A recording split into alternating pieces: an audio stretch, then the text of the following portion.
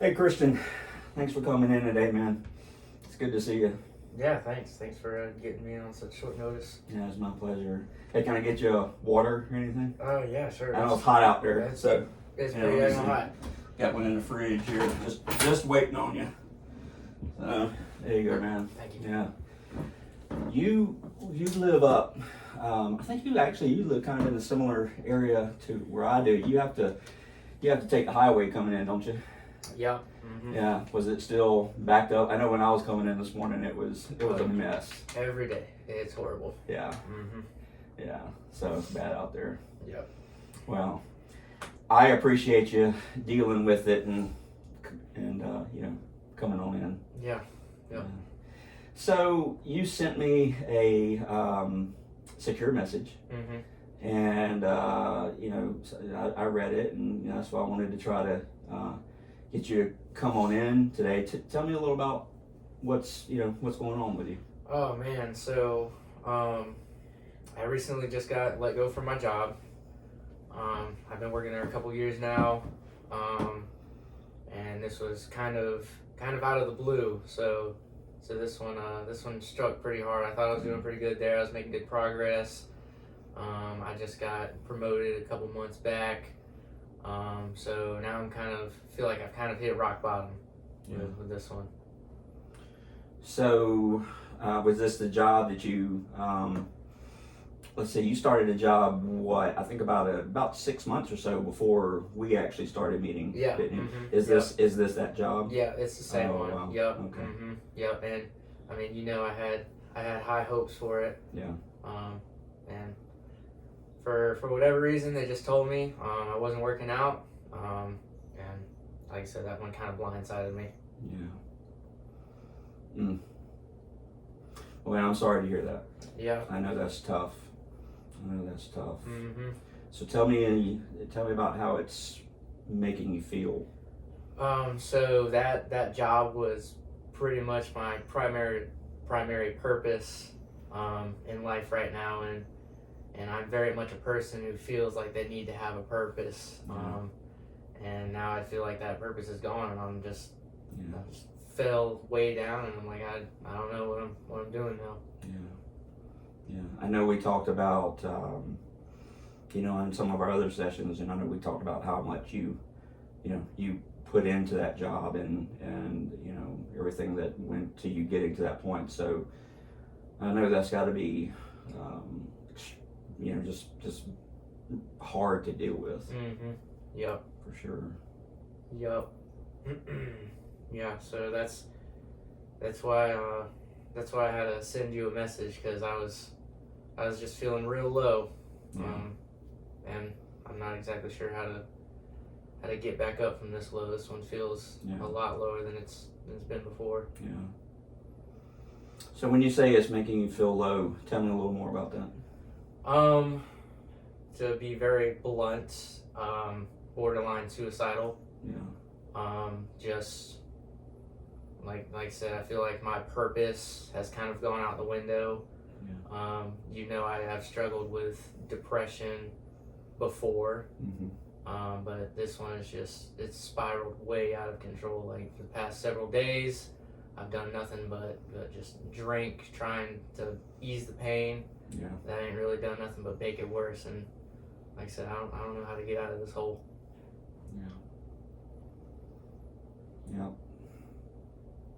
Well, you're not alone in that hole. Right. I'm here. You've got your family. Right. That clearly cares a lot about you. Right. Your friends. And yeah, this is tough. This is tough. But there is a tomorrow. Right. And I'm assuming the reason that you sent me the email is because you realize how how low you're feeling, but I think probably inside of you want there to be a tomorrow. Is that?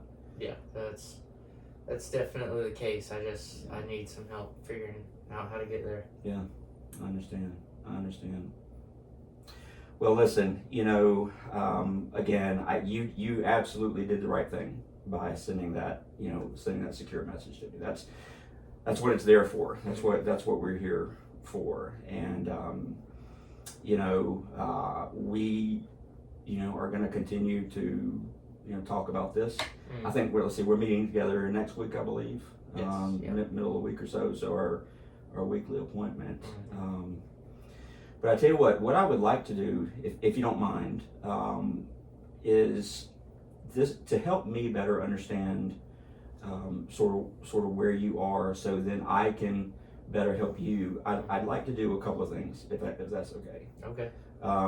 The first one is just it's an assessment, and it's just there's some open-ended type questions and stuff that I would like to ask you that again will help me better understand where you are. And then when we're done with that, it's a Friday, right? Right. We got the weekend coming up. We got a few days between now and when we can get back together again. Right. And the bottom line is I want to make sure that you're safe. Right. Right. Mm-hmm. So we're going to talk just a little bit about that. About hey, how do we, what kind of things can we do to make sure that you're in a safe situation between now and then. Yeah. How's that sound? That sounds great. Will that work? Will that work okay? Okay. All right. So why don't you, where did I put my glasses here? Oh, hanging on me as usual. Yep. So a couple of things. So concerning, you said, you were feeling, down in the dumps, kind of this was, this was the end. Are you actually wishing that you were dead at this time? No, not necessarily. I'm just not exactly sure how to make the overwhelming depression go away. I feel like I've tried pretty much every other route, nothing is working, and just can't help but have those thoughts. Right. Okay. So it's not so much that you want to do this now. You're just at a place where you just don't know how to put one foot in front of the other. Is that what I'm understanding? Yep. Okay. All right.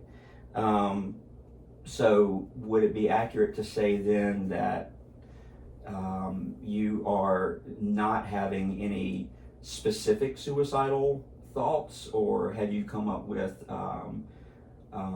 as you're thinking about this, have you said, well, if I'll just do this, or if I'll just do that, like specific types of actions? Have you thought about anything specific, or is it more just generalized type of? You wish you wish things wouldn't be this hard. There have been some specifics, just thinking about easiest ways to do it. Mm-hmm. How quick and easy routes. Like last night, I was just pretty much all I was thinking about is just that bad. But But yeah, I have had the specific thoughts about it. Okay. All right. Did you hone in on any one specific thought? Not necessarily. There were a few. Mm-hmm. Quick and easy. Gunshot, things like that. Just along that line. Do you have access to firearms? Yes. You do? Mm-hmm. Okay. And we'll talk about this some more. Is there a way that maybe we could lock those up or make those secure maybe for the next little while? I would like to. I know that's for the best. Yes, it's for the best. Yeah. I think so. Okay. All right. Well, we'll talk about in just a minute or so. When we get done with this, we'll talk about maybe exactly what that looks like. Okay. So I'm making note of that. We need to go over that. So you have these, you've thought about some ways. Do you have right now, do you have a feeling like you want to, like you actually want to act them out? I think right now it's just a thought. Every time I think about and get close to it, I get too scared to do it. Mm-hmm. But it was the worst last night when I came very close. But right now, not necessarily. Okay. So during that time when it was when you had it, like you say, it was the worst last night. Sort of on a scale of 1 to 10, 1 being you're out playing golf, 10 being you are committing suicide. Where would you say that you were on that? I'd say it was a solid 9. Like I was 9. right at that point of crossing over. I was by myself at my house. I was drinking, and I just overwhelming urge of like I don't need to be here. Like I don't have a purpose here. There's something I think is important to think about, in times like that is what. So you're here today. Right. What kept you from going any further? What kept you from killing yourself? Just the scare, the not knowing what happens after, just the fear, being scared of the unknown, pretty much. Right. Okay. All right. And I think that's something good for us to keep in mind also, as we think about ways, things that we can lean into, right? And to help conversations maybe that we can have, that are going to help, keep you safe for sure. So you said you had these ideations last night. How many times? So you received your pink slip when this week? I received it 2 days ago. Okay. I was working when I received it, and they essentially told me it was a couple hours before we were done for the day, and they were like, I mean, it's pretty much a wrap after today. Yeah, okay. And so between then and now, how many times have you had ideations? How many times ideation meaning how many times have you thought about suicide? So it didn't start, I didn't have that specific thought, or I guess I didn't come that close to it until last night when I was by myself. When I first got let off, I was just really down in the dumps, just felt miserable, felt, boredom all day, but it was boredom, but I couldn't find the motivation to go do anything. And then last night it just got so overwhelming that I started having those thoughts. Okay, so you've had them, what would you say you've had it, twice, 3 times, 4 times? Probably twice. Okay. Yeah. Okay. All right. And of course we've talked about kind of this issue of like what they call controllability, which is are you able to back away from it? And it sounds like that you were, right.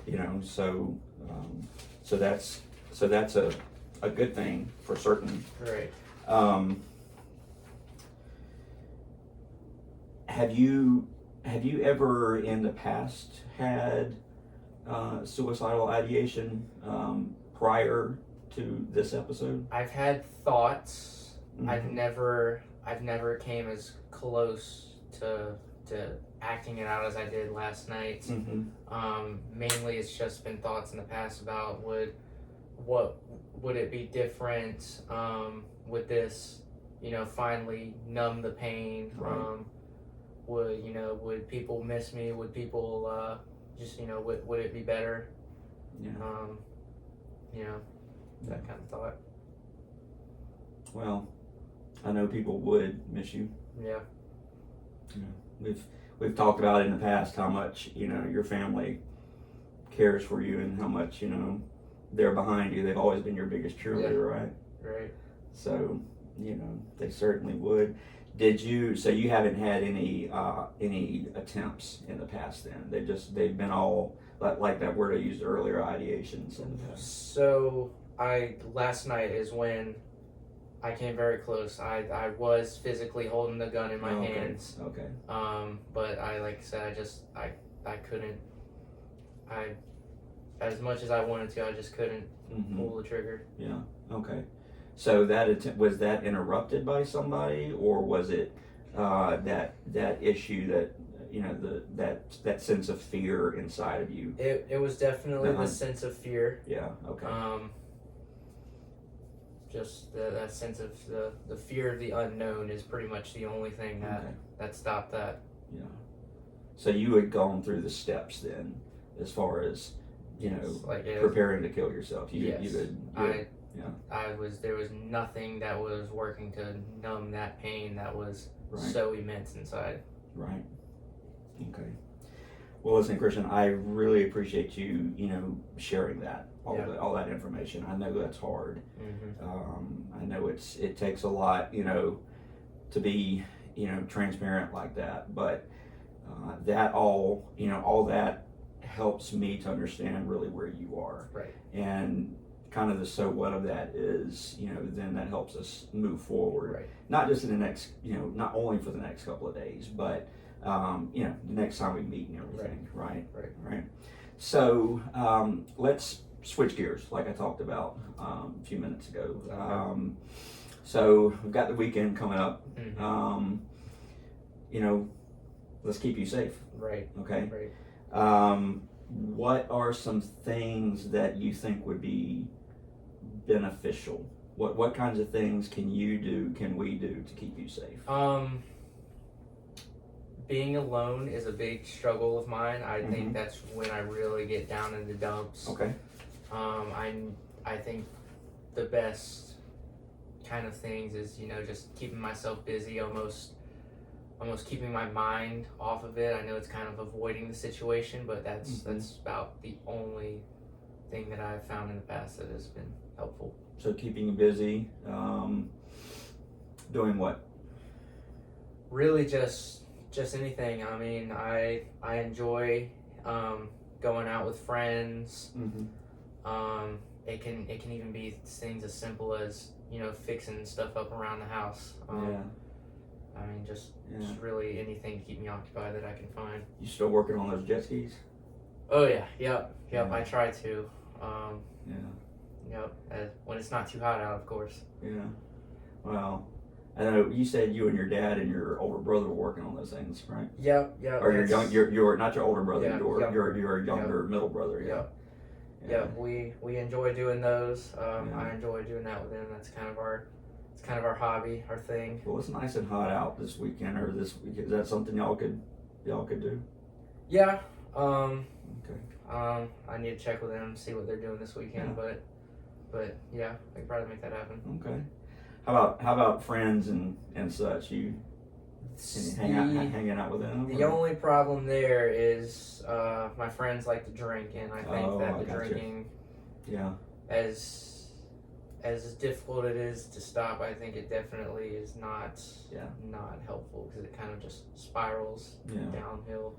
That's some pretty significant self-awareness on your part, right? To kind of put those two pieces of the puzzle together, because a lot of times folks will want to, it's understandable, but will want to try to drink the pain away, and then as smart decisions are not made during that time. Right. So that is something I was going to suggest anyway, was maybe to stay away from the alcohol, right, for the next amount of time, right. But you bringing that up is even better. Yeah. So that's good. Yep. Do you have, I am always available. Sometimes, I'm easier to get in touch with than others, right. But do you have, if things get really bad, who can you reach out to that might be there right away? Probably the best would be my parents. Okay. they seem to be the most available person, the fastest I can get in touch with, Yeah. Okay. who I'm comfortable to talk to. Right. Yeah. Understand. Do they know that you're here today? They do not. They know that I got laid off, and they know that I've been struggling with that, but I don't think they know to that extent. I mean, that's something that would be extremely hard to tell them. Yeah. So I have a big ask of you. Mm-hmm. Would you, when we're done, would you be willing to give them a call? You know, maybe give your mom a call Yeah. and tell her what's going on, and you know that you're here, and so you know the three of us can kind of make sure that we have a good plan. Would that be something you'd be open to? I know it would be hard. Yeah. I mean, at this point, I'm kind of thinking like I don't have a lot of options left. Yeah. So I mean, I'm willing to do anything to try to dig myself out of this hole. Right. Okay. Yeah. Well, good. That's good. I'm glad to hear that you're willing to do it. So we'll do that before you leave and all. Right. Another thing that I just want to share with you too is listen. I mean, let's just say nothing else is working out. Nowhere else you can call. I'm going to give you, when you leave, some numbers, okay? And they're just, some hotlines and things like that, the hospital, things like that you can call. Because listen, man, there's times get tough. Right. There's always somebody. Right. And there's always somebody. And I know in your job, you've, had to deal with, people that did take their lives. Right. And I know you understand that, it's, it sounds cliche, but it's the truth, right? I mean, it's a permanent end to a temporary situation, as bad as it feels. And I know, we hear that all the time, right? Yeah. I mean, you've said it to people before, but sometimes making sure we understand that in our own lives is what it's about. Well, good. Well, listen, that sounds like we have a good plan. Mm-hmm. We're going to put that into practice. We're going to put that in place. And so the goal is let's get through the weekend, and then you and I are going to sit down again and continue to walk this road together and figure out hey, what are the next steps, how can we begin to heal from these things. So you're doing a great job, man. Took a lot of courage to speak up the way that you did, so I appreciate it. All right, and I know your family appreciates it. Yeah. Okay. Yes. All right. So everything sound good then? It sounds like we got a good plan. Yeah. Okay. All right. Well, let's make that call, and I'll give you that information, and we'll go from there. Awesome. Sounds good. All right. Thanks.